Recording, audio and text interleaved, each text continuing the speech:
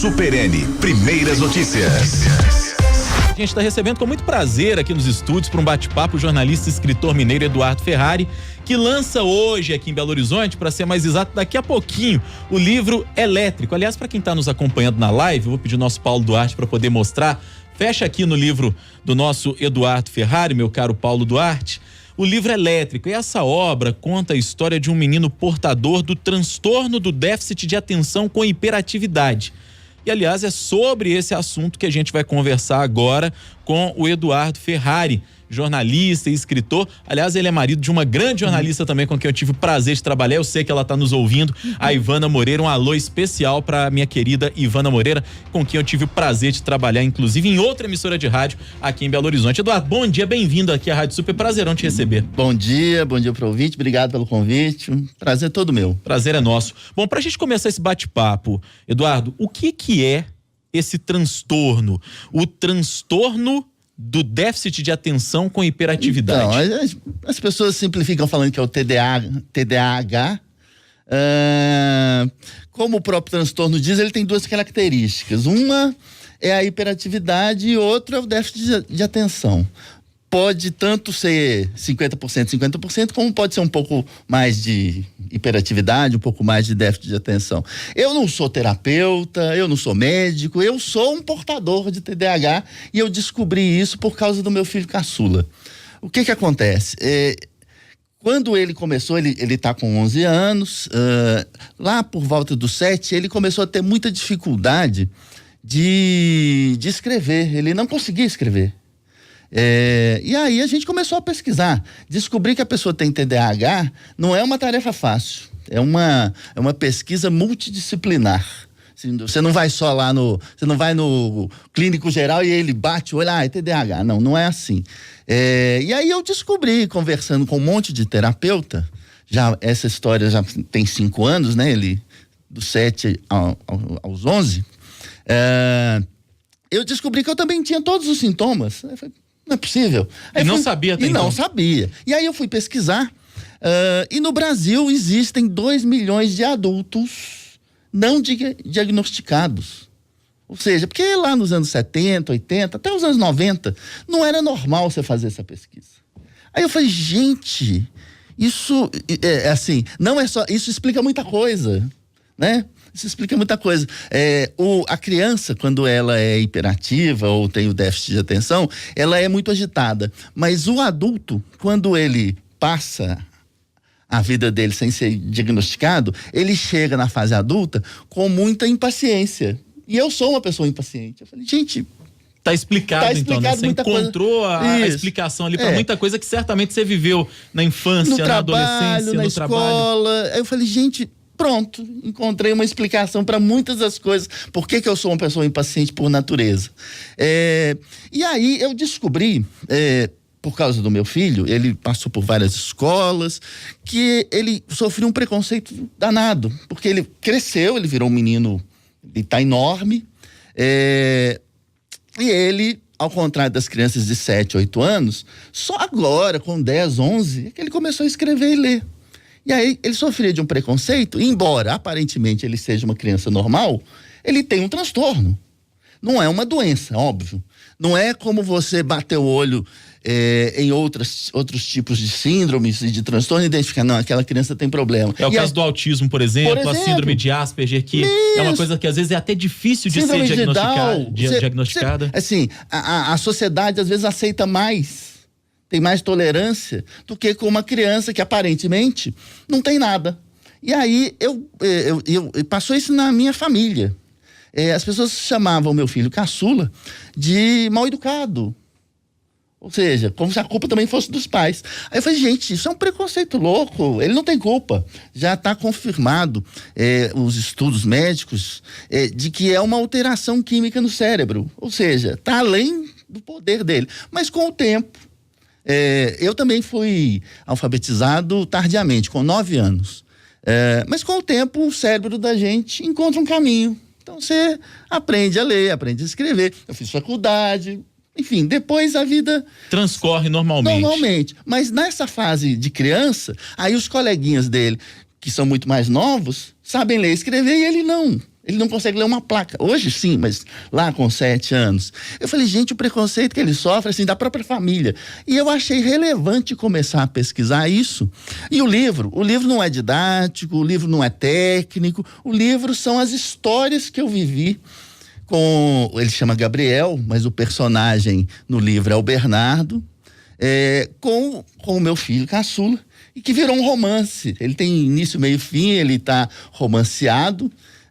Não tenho a pretensão nenhuma de ser um especialista no tema, é só aquilo que eu vivi. Aí eu descobri que, na verdade, eu convivo com TDAH há 40 anos. Eu falei, nossa, mais tempo do que eu imaginava. E as histórias são reais, todas as histórias que estão aí aconteceram. O livro é um trabalho de 2 anos de produção. Além das histórias, ele foi ilustrado por um artista plástico de São Paulo, que é bem respeitado por lá, que é o cartunista Paulo Stocker. Aliás, um belíssimo trabalho. Eu tô folheando o livro aqui, Eduardo, muito bem feito o trabalho de ilustração. Então. E eu até te pergunto em relação ao livro aqui, Eduardo, eu vejo que a linguagem dele é uma linguagem muito fácil, simples, acessível. Para quem que é voltado o livro elétrico? O livro elétrico, ele é a princípio um livro infanto-juvenil, mas que tem atraído a atenção dos adultos também. Eu confesso que estou aqui curioso, pelo pouco que folhei o livro aqui, estou curioso. Então, eu tenho muitos depoimentos de mães que leram, aí você descobre que existe não é uma comunidade, né, mas existe um público enorme. Quando você fala em 2 milhões de adultos com TDAH, aí você fica imaginando que tem quase isso também de criança, né? E aí isso representa quase 2% da população brasileira. E é um contingente que não pode ser ignorado. Eu até vejo, Eduardo, nos últimos anos, por exemplo, a gente falou agora há pouco de síndromes do espectro autista, por exemplo, como Asperger, o próprio autismo, que tem ganhado um espaço na mídia aqui com a gente. Muitas vezes a gente discute esse assunto, mas esse transtorno, o transtorno por déficit de atenção com hiperatividade, muitas vezes ele não é discutido, ele é até certo ponto, me parece, desconhecido, né? Então, como é que você avalia isso? Você que vive isso, que viveu na infância, na adolescência principalmente, e agora vivendo isso com seu filho dentro de casa. Tem um pouco disso que eu acho, assim, as pessoas acham que a criança é mal educada, porque aparentemente ele não tem aquele problema de relacionamento que o espectro autista traz, ele não é antissocial, como seria o Asperger, ele tem problema ele tem 2 problemas básicos, ele não consegue ficar quieto. Não adianta você falar com ele, fulano, fica quieto, daí ele para. 5 segundos depois, se ele tivesse aqui, ele estava rodando isso aqui, deixando todo mundo louco. Mas não é porque ele é mal educado, é porque tá além da força dele. E eu acho mesmo que o tema é pouco discutido. Ao produzir o livro, eu fiz uma pesquisa de personagens mundo afora e eu descobri que existem mais personagens com TDAH, talvez os autores não tivessem essa pretensão do que a gente imagina. Por exemplo, a gente pega o Calvin Haroldo, ele foi escrito lá nos anos 80. Talvez o autor não tenha pensado em TDAH, mas o personagem tem todas as características. Você pega outros personagens, o Fantástico Mundo de Bob, aquele outro, a Mansão Foster para Amigos Imaginários, tem um personagem francês que chama Pequeno Nicolau. Aí eu descobri que o jeito de falar disso é da forma lúdica. Foi nesse princípio que surgiu a ideia. Eu não vou escrever um livro sobre TDAH porque eu não sou médico, eu não sou terapeuta, mas eu posso contar as histórias que aconteceram comigo, com o Gabriel, que virou o personagem, desse jeito.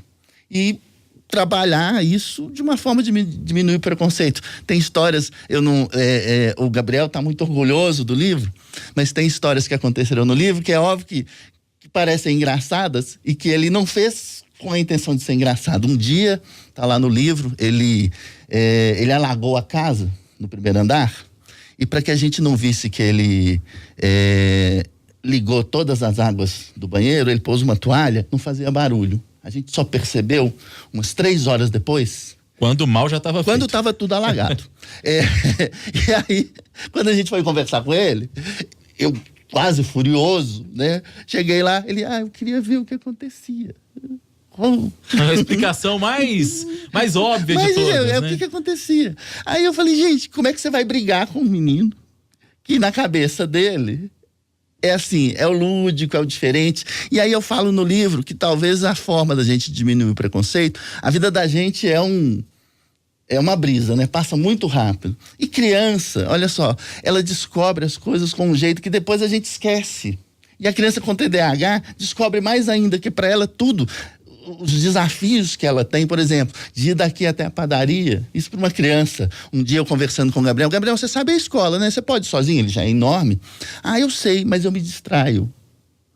Qualquer coisa tira a atenção, né? Isso, eu sei, mas eu não quero ir porque eu me distraio. Então, olha os desafios que ele tem, que são muito mais complexos do que a gente imagina. Parece uma coisa corriqueira para qualquer criança ou pré-adolescente na idade dele, mas na verdade não. Agora eu te pergunto, Eduardo, quando vocês notaram que havia algo ali diferente com o filho de vocês, vocês procuraram quem? Você e a Ivana? Procuraram que tipo de especialista? Porque é bom prestar esse tipo de serviço para quem está nos ouvindo agora. Olha só. Tem certeza que eventualmente tem algum pai, alguma mãe que está nos escutando que pode estar percebendo na sua fala, nas suas vivências, esse tipo de situação dentro da própria casa com o seu próprio filho. Quem é que vocês procuraram? Então, começou quando ele, lá aos 6 anos, não conseguia juntar duas letras. Lá na escola, olha, o Gabriel não está fazendo os exercícios na escola.